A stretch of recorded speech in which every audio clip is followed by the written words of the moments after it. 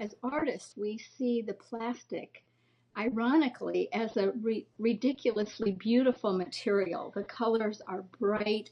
We particularly prize plastic that's been at sea for a long time. It has a beautiful patina.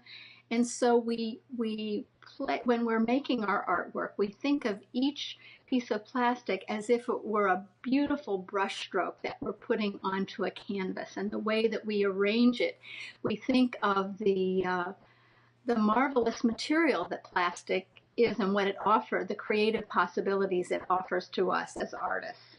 What's the most bizarre thing you have found so far? I think a lid from a ballot box in the 2001 election.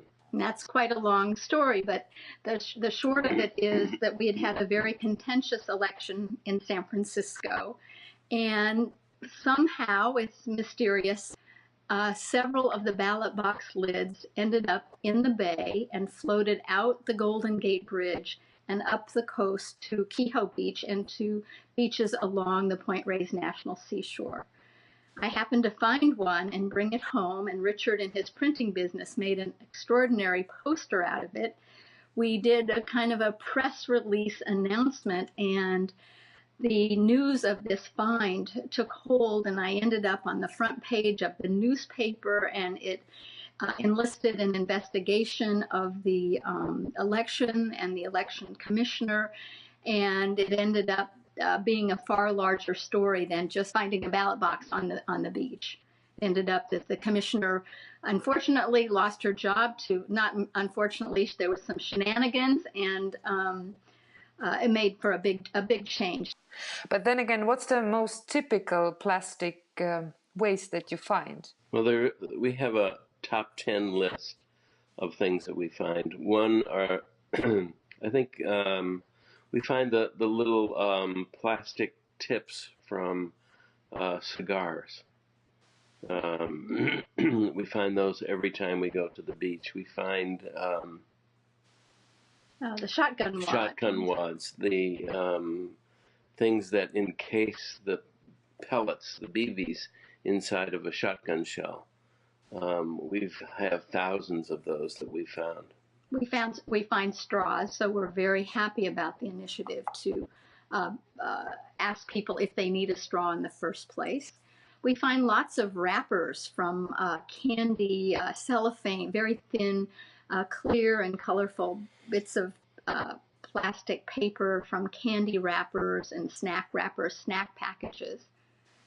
Did we say bottles? Water bottles, single-use water bottles. And one strange thing that we kept finding was a green chain where the links in the chain are about this big, if you can see that. And it took us a while to figure out what those were, but we found them every time we went to the beach, and it turns out they're used to trellis grapevines. So they're used in the wine industry around here. It's a safety seal on milk cartons. So it's one of the most unfortunate bits of plastic because it's so small and they can be linked together. So these come inside of our milk carton. The milk carton has a turn cap and then this inside. We don't purchase this kind of milk anymore. We have just the old-fashioned cardboard carton of milk. You can make a choice. You can buy just the old-fashioned carton, which we do, and we write letters to the milk companies and say, we don't need this kind of safety seal. We're just fine with the old-fashioned cardboard carton. So that's it's such a tiny way that plastic has inserted itself into our lives, and a ridiculous use of material. Kraft Foods had an item that we it's called the Kraft Handy Snack, and it was a tiny red cheese applicator in a plastic. It came a plastic container with a cracker and a piece of cheese and this bright red cheese spreader. And we would find the little red cheese spreaders on the beach almost every time that we went. And this is not by picnickers dropping things and leaving them. This is stuff that's washing up on the beach. At any rate, we wrote to Kraft Foods and we showed them the quantity of these that we had collected over actually quite a short period of time. And they wrote back just your standard, regular, oh, Kraft does everything possible to be environmental, blah, blah, blah. And so we went back and forth a couple of times with Kraft. And just recently, Kraft has removed that cheese spread, that red cheese applicator from their packaging. We don't know if anything that we did actually made a difference. We want to think that it did, but companies are thinking about these tiniest bits of plastic, and tiny it may seem, when you add up the millions of these that are manufactured every year and sold, it adds up to quite an amount. California Coastal Cleanup Day is coinciding with the International Cleanup Day. And although we have been collecting plastic from our beach for so many years, we've never done so in an official capacity. So we're very excited this year to be the beach captains for Kehoe Beach.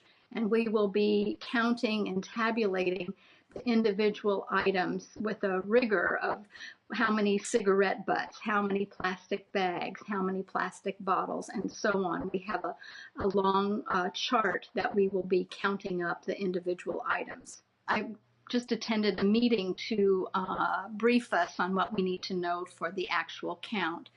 And the head of the California Coastal Commission here said that this is the largest citizen science effort in California and probably on the planet to actually count and document the amount of plastic that's washing up. So they've been keeping records, I think, for about 30 years. And plastic bags were one of always in their top 10 of the count. But since the bag bans have come in, that plastic bags do not any longer appear on the top 10 list of items.